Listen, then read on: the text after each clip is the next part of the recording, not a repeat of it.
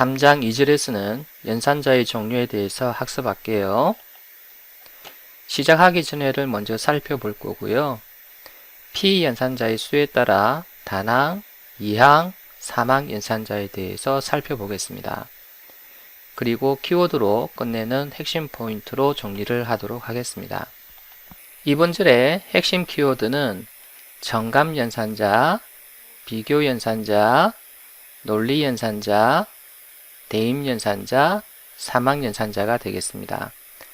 이들 연산자는 프로그래밍에서 많이 사용이 되기 때문에 이번 절에서 확실히 익히고 넘어가야 될 것 같습니다.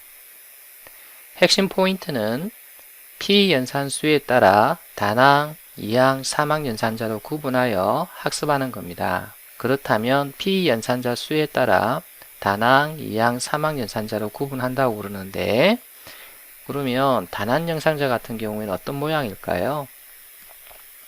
부호나 이제 정감 연산자가 사용되는 경우인데, 자, 이 밑에 보시면은 저 X라고 하는 피연산자가 하나가 왔죠? 이 앞에 정감 연산자가 왔어요. 그래서 정감 연산자는 피연산자를 하나만 가져요. 그래서 다항 연산자라고 합니다.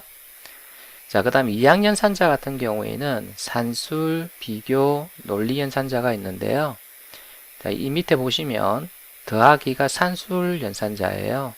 그래서 왼쪽과 오른쪽에 두 개의 피연산자가 오죠. 그래서 이항 연산자라고 하는 거예요. 자, 그 다음에 사망 연산자는 조건 연산자밖에 없어요. 자바에서는. 그래서 조건 연산자는 어떤 조건에 따라서 값이 결정이 되는 거예요. 자, 이 밑에 한번 볼까요? 그래서 하나, 이게 하나예요. 그 다음에 둘, 세 개인데, 자, 이 앞에 있는 이 피연산자는 조건이에요. 이 조건을 만족하면, 즉, 이 조건의 값이 true가 되면 이 전체 연산의 결과는 A가 돼요. 근데 이 조건의 결과가 false라면 이 전체 연산의 결과는 B가 나와요. 자, 그래서 이제 항이 3개라고 그래서 피연산자가 3개라고 그래서 사망 연산자라고 그래요. 그럼 다항 연산자부터 살펴볼게요. 자, 다항 연산자의 첫 번째로 부호 연산자인데요. 이 부호 연산자는 불리언 타입과 차 타입을 제외한 기본 타입에 사용을 할 수 있는데요. 불리언과 차 타입을 빼면은 숫자 타입밖에 없죠. 그래서 바이트나 또는 short, 그 다음에 int, long, 자, 정수 타입이죠. 그리고 실수 타입은 플롯, 더블이 있죠.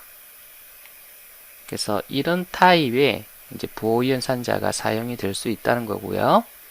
그래서 P 연산자로 이제 이런 타입의 변수가 오겠죠. 그래서 앞에 플러스 또는 마이너스가 이제 붙어서 부호를 결정짓는데, 플러스 같은 경우에는 P 연산자의 부호를 그대로 유지를 해요. 그래서 잘 쓰지는 않습니다. 근데 마이너스 같은 경우에는 P 연산자의 부호를 변경을 해요. 양수를 엄수로 또는 엄수를 양수로 변경하고자 할 때 마이너스 부호를 써요. 자, 정수 및 실수 타입 변수 앞에 붙는 경우를 한번 볼까요?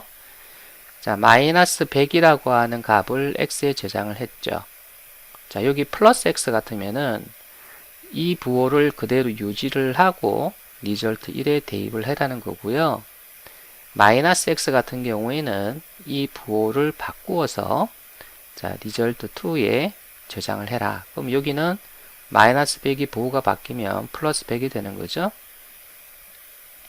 자, 매우 중요한 게 하나 나오는데요. 자, 부호 연산의 결과는 int다. 자, 이게 무슨 말이냐면 여러분이 100이라고 하는 이 값을 바이트 변수에 저장을 했잖아요. 그럼 이 바이트 변수에 있는 100을 부호를 바꾸어서 마이너스 100으로 이렇게 만든 다음에 바이트 변수 리절트에 저장을 하게 되면 컴파일 에러가 발생합니다. 왜냐면 int 이하의 그 정수, int 이하의 정수의 그 산술 연산, 여기서는 이제 부호 연산이겠죠. 부호 연산은 int 타입으로 연산이 됩니다. 자, 따라서 이제 여러분이 이 부호 연산 마이너스가 사용이 됐기 때문에 바이트는 int로 변환되어서 양수가 엄수로 바뀌는 거예요. 그래서 이 전체 연산의 결과는 int가 나옵니다. 근데 여기에 바이트 타입 변수에 대입을 했기 때문에 컴파일러가 발생을 하는 거예요. 그래서 요거를 int로 바꿔줘야 돼요. 단지 마이너스 기호만 붙였을 뿐인데 타입이 완전히 바뀌는 거잖아요. 그래서 이해가 처음에는 잘 안 될 수도 있는데, 그래서 자바는 int 이하의 정수의 연산은 무조건 int 연산이라고 하는 이런 룰이 있기 때문에 부호 연산도 하나의 연산이기 때문에 자, int로 변환이 되어서 결과는 int가 나온다. 이제 이렇게 이해하시면 좋을 것 같습니다. 실습을 해볼까요? 자, 이번에는 3장을 만들어야 되겠죠? 그래서 파일에 New 자바 프로젝트를 선택을 하고요. 프로젝트 네임은 Chapter 03이라고 주고요. 자, 나머지는 그대로 두세요. 자, Next. Finish 할게요. 자, 모듈 네임은 Chapter 03이라고 그대로 두고, 자, Create로 할게요. 여기는 requires 하고 java.se라고 입력을 하겠습니다.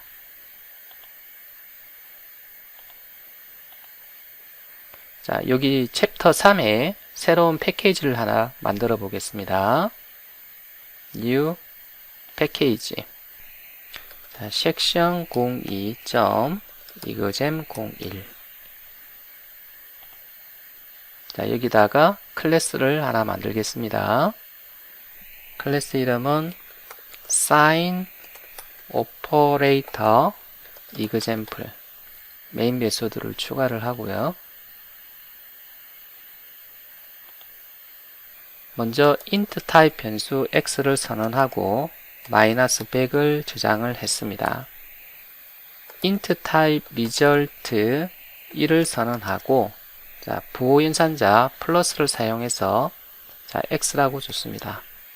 x의 부호를 그대로 유지를 한 채로 여기에 저장을 해라 라는 뜻인데 이런 형태의 코드는 잘 사용되지는 않아요. 근데 이렇게 부호 연산자를 사용할 수 있다라는 거고, 이번에는 int result 2는 마이너스 x 이렇게 했습니다.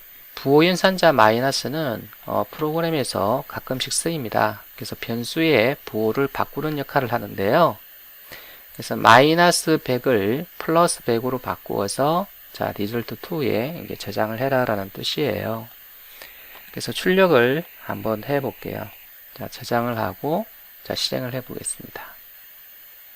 그러면 이와 같이 결과가 나오는 것을 볼 수가 있죠. 자, 이번에는 자, 바이트 변수 b를 자, 선언하고 자, 100을 저장을 했습니다. 자, 바이트 타입 변수 result 3을 선언하고요. 자, 여기에 무엇을 저장을 할 거냐면 바이트 변수 b에 저장되어 있는 100에다가 부호를 바꾸어서 마이너스 100을 여기다 저장을 하고 싶은 거예요. 그래서 마이너스 b 이렇게 주면 컴파일 오류가 납니다. 마우스를 자, 빨간 줄에 갖다 대보면 int를 바이트로 변환할 수 없다. 이제 이렇게 나오잖아요. 부호 연산자도 연산이기 때문에 자, b가 int로 변환이 되어서 이 전체는 int가 되는 거예요. 근데 바이트 타입 변수에 대입을 한다. 안 되잖아요. 그래서 이 경우는 바이트 타입 변수가 아니라 int 타입 변수를 선언하고 결과를 저장을 해야 합니다. 그래서 출력을 한번 해보면 자, 마이너스 100이 잘 출력되는 것을 볼 수가 있습니다. 이번에는 단항 연산자 중에서 정감 연산자에 대해서 알아볼게요. 정감하게 되면은 정은 증가한다는 뜻이고 감은 감소한다는 뜻이거든요. 그래서 증가를 할 때 일씩 증가한다는 뜻이고요. 감소는 일씩 감소를 한다는 뜻이에요. 그래서 정감연산자의 종류는 이와 같이 플러스 기호 2개 붙은 거, 마이너스 기호 2개 붙은 거를 이야기를 해요. 정감연산자는 불리언 타입 외에 모든 기본 타입 P연산자에 사용을 할 수가 있어요. 그래서 P연산자가 자 이렇게 사용이 되고 앞에 플러스 플러스 또는 마이너스 마이너스를 붙일 수 있고, 또 P연산자 뒤에 플러스 플러스 마이너스 마이너스를 붙일 수가 있어요. 자, 증가연산자인 플러스 플러스는 그림을 보시면 처음에 num이 5가 저장이 되어 있잖아요.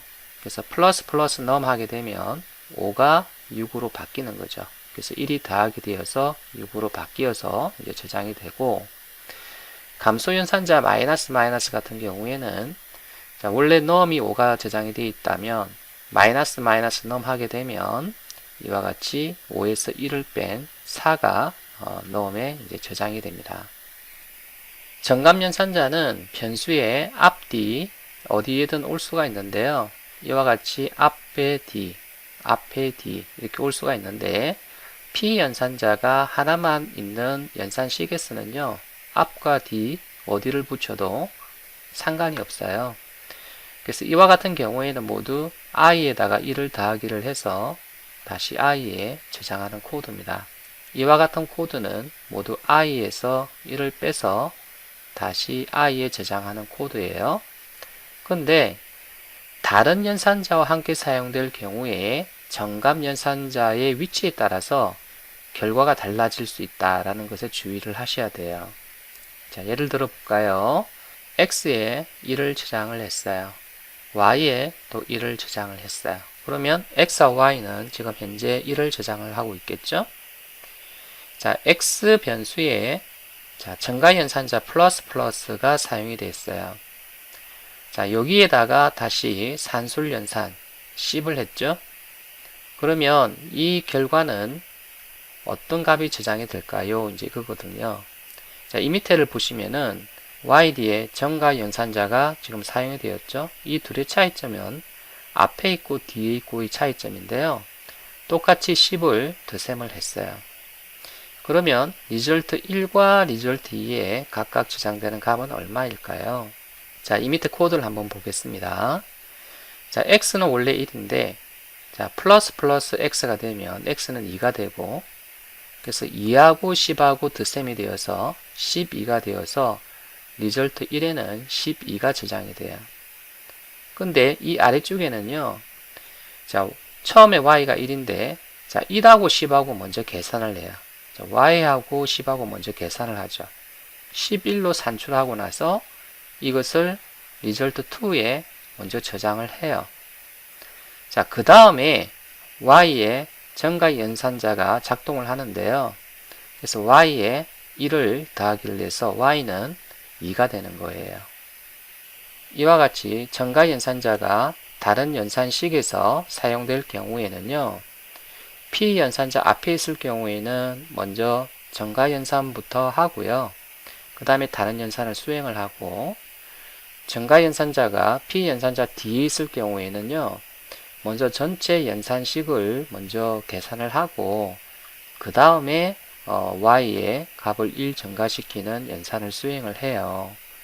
그래서 앞에 있느냐 뒤에 있느냐에 따라서 결과값이 달라지는 것에 주의를 하셔야 돼요. 이번 예제부터는요, 우리가 쉽게 코딩할 수 있는 것은 제가 일부러 일일이 코딩을 해서 보여드리지는 않을 거예요. 그래서 여러분이 직접 코딩을 한번 해보시고요.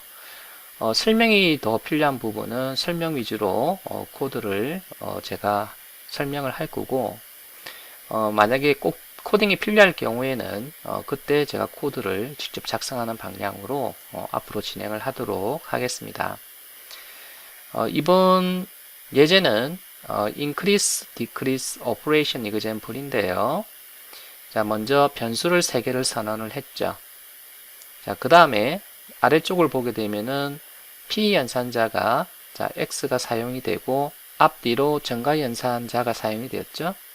그래서 P연산자가 하나만 사용됐기 때문에 이 경우와 이 경우는 다 똑같이 X에 1을 정가해서 저장을 할 겁니다. 그러면 원래 10이니까 자, 요거를 수행하게 되면 11이 되는 거죠. 그리고 이거를 수행하게 되면은 12가 되는 거죠. 그래서 여기는 이제 12가 출력이 되겠죠. 이 밑에 코드를 보면은 y 변수에 감소 연산자가 앞뒤로 붙었죠. y 변수 하나만 사용되었기 때문에 뒤에 붙든 앞에 붙든 상관없이 이 y의 값을 일씩 감소를 합니다. 그럼 현재 y가 10이니까 요거는 1 감소하면은 9가 되겠죠. 그리고 다시 여기서 또 1 감소하니까 8이 되죠. 그래서 여기서 출력하는 값은 8입니다. 자, 그 다음에 z equal x 플러스 플러스 이렇게 됐는데요. 지금 여기에서는 연산자가 총 몇 개가 사용됐을까요? 자, 여기 보게 되면은 대입 연산자가 하나 사용됐죠. 그리고 여기 정가 연산자가 사용됐습니다. 자, 정가 연산자가 이와 같이 다른 연산자와 사용이 될 경우에 이 정가 연산자가 앞에 있느냐 뒤에 있느냐가 중요하다고 그랬어요. 자, 뒤에 있어요. 그럼 뒤에 있으면 먼저 x를 z에 저장을 해요. 그러면 x는 마지막으로 12였잖아요. 그러면 12가 일단 z에 저장이 되고 그 다음에 x가 1 증가해요. 그러면은 x는 13이 되는 거죠. 그래서 z는 12가 출력이 되고요. x는 13이 출력이 되는 거예요. 자, 아래쪽 코드를 볼까요? 자, 이번에는 위에 거하고 비슷한데 정가 연산자가 x 앞에 붙었죠? 자, 이렇게 되면 x를 먼저 1 증가한 다음에 그 값을 z에 저장을 하는 거예요. 그럼 마지막으로 x가 13이죠? 그럼 13에서 1 더하게 되면 14가 되고 14가 z에 저장이 돼요. 그래서 z의 출력값은 14가 되고 역시 x도 14가 되겠죠. 이 밑에 코드를 볼까요? 이번에는 x, y 두 변수가 하나의 연산식에서 사용이 됐는데 자, 정가 연산자가 x 앞에 붙어 있고 자, y 뒤에 붙어 있습니다. 자, 그렇다면 이 연산식을 수행을 할 때 먼저 x의 값을 먼저 1 증가시켜요. 그러면 원래 x의 마지막 값은 14였는데 자, 여기서는 15가 되는 거죠. 자, 그리고 자, y 플러스 플러스 자, 이 경우는 먼저 y의 값을 가지고 플러스 연산을 해요. y가 마지막 값이 8이죠. 그러니까 8과 플러스 연산이 되어서 23이 되죠. 그래서 이 23이 z에 저장이 되는 거예요. 마지막으로 y에서 자, 1이 이제 증가가 되어서 y는 이제 9가 되는 거죠. 그래서 z의 출력값은 23이 되고 그 다음에 x는 15, 그 다음에 y는 9가 되겠죠. 그래서 여러분 이와 같이 정가 연산자가 변수 앞에 변수 뒤에 이렇게 붙게 되면 여러분이 매우 혼란스럽습니다. 그렇기 때문에 이런 방법으로는 잘 사용되지는 않아요. 그래서 이거를 다른 방법으로 좀 바꾸자면 먼저 x에 1을 더하기를 할 거잖아요. 그러면 이거부터 하는 거예요. 이런 식으로 이렇게 하고 그 다음에 z는 x 더하기 y를 하는 거죠.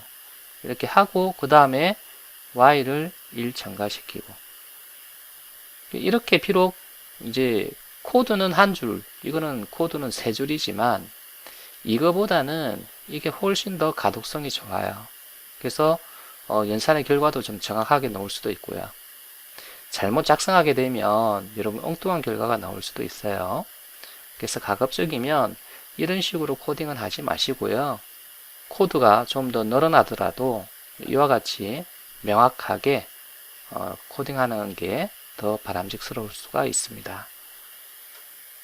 이번에는 다낭 연산자인 논리 부정 연산자에 대해서 알아보도록 하겠습니다.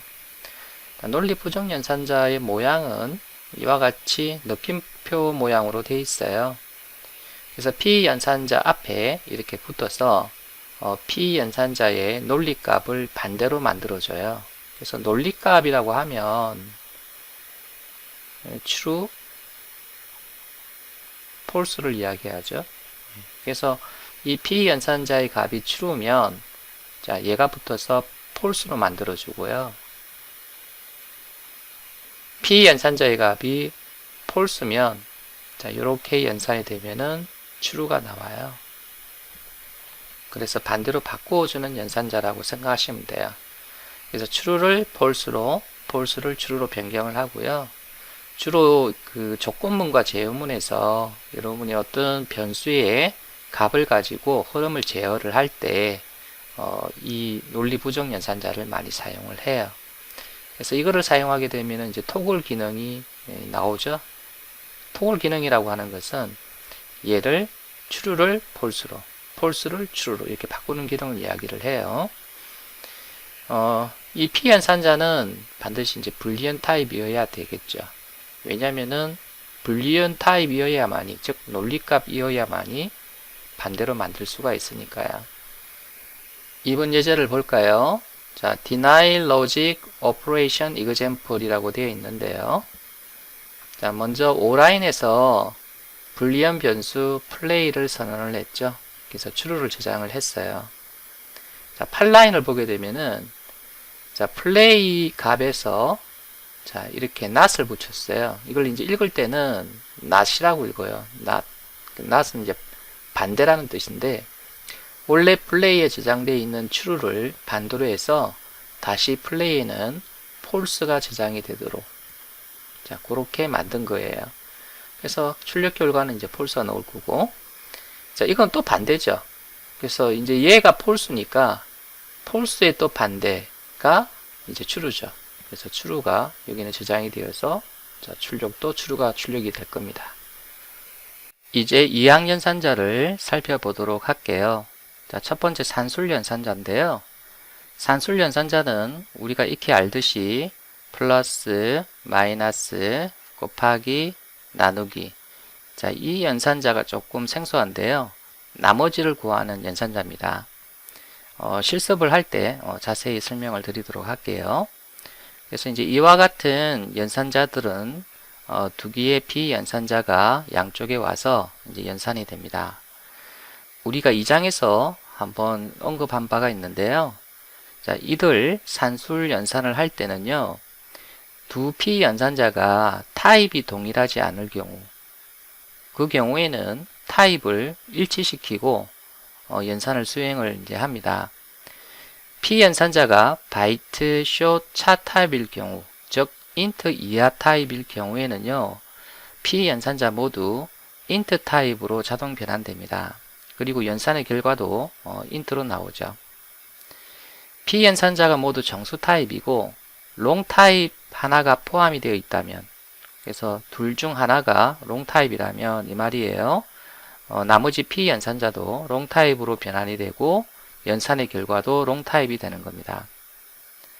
P연산자 중에 실수 타입이 있을 경우에는요, 허용 범위가 큰 실수 타입으로 변환이 된다. 예를 들어서 하나가 여러분이 int고, 그래서 하나가 double이라면, 그래서 요 int는 double로 변환이 되어서 연산이 된다는 이야기고요. 만약에 하나가 float이고 하나가 double이라 그러면, 자, 실수잖아요. 근데 더블이 더 큰 허용 범위를 가지니까 얘가 더블로 바뀌어서 연산이 돼요. 자, 우리 Arithmetic Operation Example 책에 있는 예제인데요. 자, 여기를 보게 되면은 V1, V2에 각각 5와 2가 저장이 됐죠.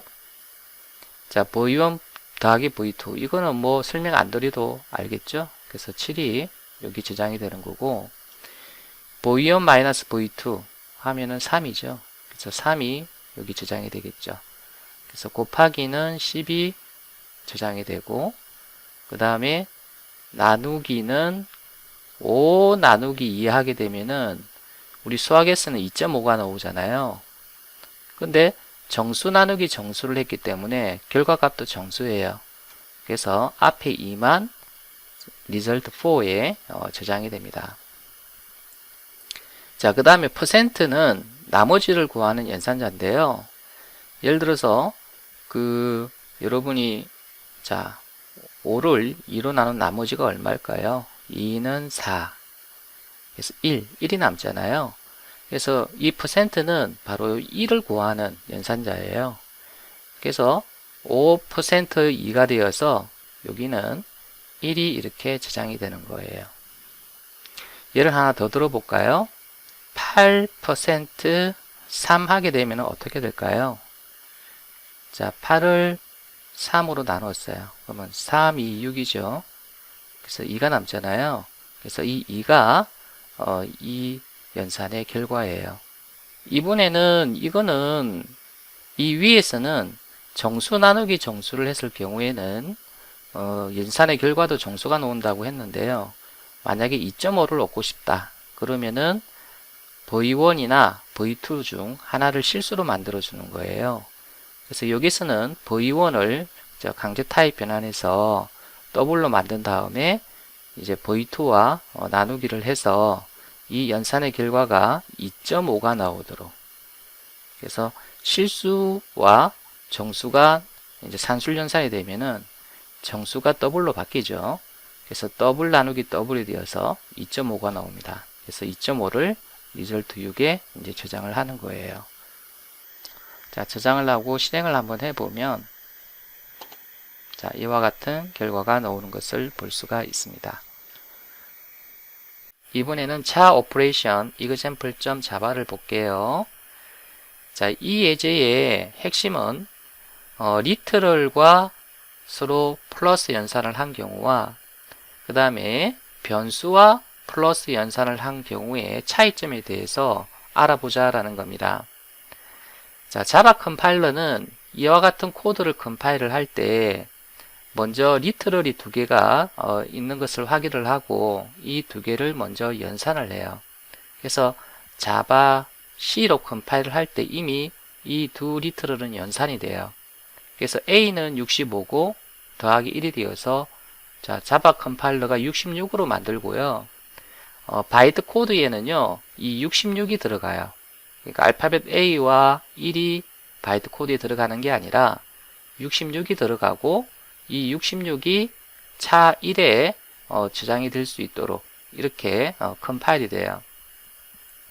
근데 이와 같이 이제 변수가 이렇게 산술 연산에 사용이 되면은 이거는 자바 컴파일러가 연산을 하지 않아요. 그래서 이대로 바이트 코드로 만들고 나중에 자바 가상 머신이 이제 이 C2의 값과 이를 연산을 하게 되는데요. 자바 가상 머신이 이 연산을 하게 되면 무조건 정수는 int 타입으로 변환이 되어서 스윙을 해요. 그래서 이 두 P 연산자가 int 타입 이하일 경우에는 int로 변환이 되어서 자, int로 변환이 돼서 연산의 결과도 이제 int가 나오게 되는 거예요. 그래서 이 int를 자, 여기에 저장을 이제 하는 건데 이제 문제는 int가 더 큰 허용 범위의 타입이잖아요. 그래서 차 타입에 들어갈 수가 없어요. 그래서 여기서 이제 컴파일 오류가 발생을 해요. 그래서 이거를 int로 바꿔줘야 된다라는 이야기예요. 이번에는 문자열 결합 연산자에 대해서 알아볼게요. 이 부분은 이미 우리가 2장에서 살펴본 바가 있죠.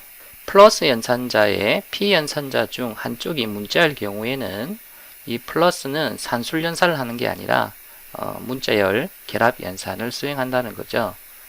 자, 예를 들어서 자, 문자열과 이제 숫자가 더하기가 됐죠. 그럼 이 숫자가 문자열로 바뀐다는 거죠. 그리고 이 두 개는 결합이 된다. 이 str1을 자, 여기다가 지금 줬죠. 그럼 변수 더하기 문자열이 되는 거잖아요. 그러면 변수 안에 저장된 문자열에서 다시 특징이 결합이 되는 거예요. 그래서 JDK 6.0 특징이라고 하는 문자열이 이제 여기에 저장이 되는 거죠. 이 코드와 이 코드는 다른 결과를 산출하죠. 자, 첫 번째가 문자열일 경우에는요, 나머지가 숫자라 하더라도 다 문자열 결합이 일어날 겁니다. 그래서 문자열로 변해서 결합되고 문자열로 변해서 결합이 되니까 이거 같은 경우에는 JDK 3, 3.0 이렇게 되겠죠. 이 전체 문자열이 되는 거죠. 자, 이거 같은 경우에는 앞에서부터 이렇게 연산이 되니까 요거는 6.0이 되는 거고요. 그래서 이렇게 이제 연산이 되겠죠. 문자열이니까 얘가 문자열로 변환이 되어서 이 연산의 결과는 6.0 JDK 문자열이 되죠. 스트링 컨캣 이그젬플을 보게 되면 여기에 나와 있는 코드대로 작성이 되어 있어요. 그래서 간단하게 실행만 해보고 넘어가도록 하겠습니다. 자, 저장을 하고 실행을 하게 되면은 자, 이와 같은 결과가 나오는 것을 볼 수 있습니다.